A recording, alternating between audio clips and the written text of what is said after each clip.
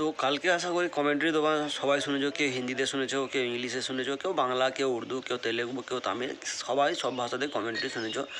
আমার বার্তাটা বিশেষ করে তাদের জন্য হচ্ছে যারা হিন্দিতে কমেন্ট্রি শুনেছো। তো কালকে টিম ইন্ডিয়া যখন ব্যাট করে এবং সম্ভবত টিম ইন্ডিয়া ব্যাট করে কিংবা ব্যাটিং শেষে যখন বলিং শুরু হয় তখন অভিষেক নায়ার কমেন্ট্রিতে আসে এবং অভিষেক নায়ার হর্ষিত রানাকে যেভাবে কী বলবো উৎসাহিত করছিল সেটা একটা আলাদা কথা ছিল। কিন্তু হর্ষিত রানাকে নিয়ে অভিষেক নায়ার কালকে যে স্টেটমেন্টটা দিয়েছিল তা একজনকেও জিজ্ঞাসা করে অন্য কমেন্টেটার অভিষেক নায়ারকে কি 2027 ওডিআই ওয়ার্ল্ড কাপ নিয়ে তোমার কী ভাবনা চিন্তা হর্ষিত রানাকে নিয়ে। তো হর্ষিত রানা বিশাল বল করছে, ভালো বল করছে।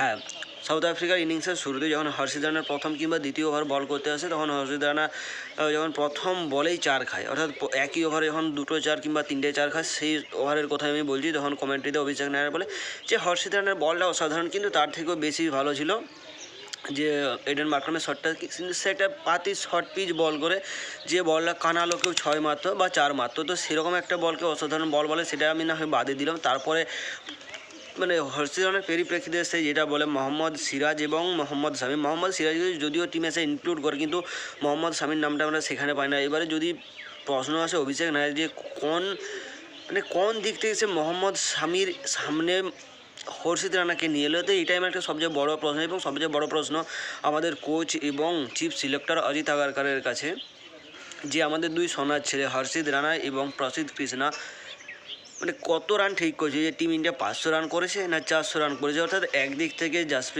জাসপ্রীত বুমরা নেই, হার্দিক পান্ডিয়া নেই, তাদের অবসরে সুযোগ দেওয়া হয়েছে হর্ষিত রানা এবং প্রসিদ্ধ কৃষ্ণাকে।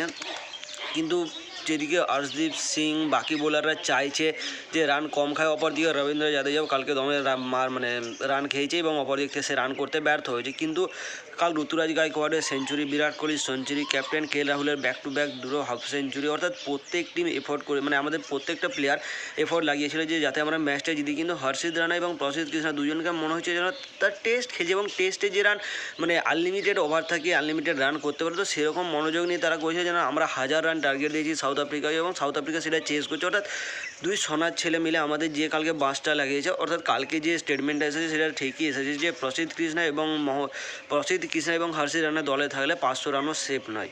অর্থাৎ টিম ইন্ডিয়া যদি 500 রানও করতে কালকে কিন্তু সাউথ আফ্রিকা শেষের দিক থেকে করবেন বস কেশব মহারাজ কালকে কে রান করেনি। কালকের একটা জিতা ম্যাচ ছিল যেখানে সিরিজ পুরো শেষ হয়ে যেত, সাউথ আফ্রিকাকে আমরা হারিয়ে দিয়েছিলাম, কিন্তু সেই ম্যাচে আমাদের দুই সোনার ছেলে এসে আমাদের এমন পেছনে বাস ভরে দিয়েছে যে বাস আমরা বের করতে একে হর্ষিত রানাকে কেউ পছন্দ করেনি। এবং কালকের ম্যাচে সে যেভাবে বল করেছে এবং তার সাথে সাথে প্রসিদ্ধ কৃষ্ণা মানে কিছু বলার নেই ভাই, কিচ্ছু বলার নেই।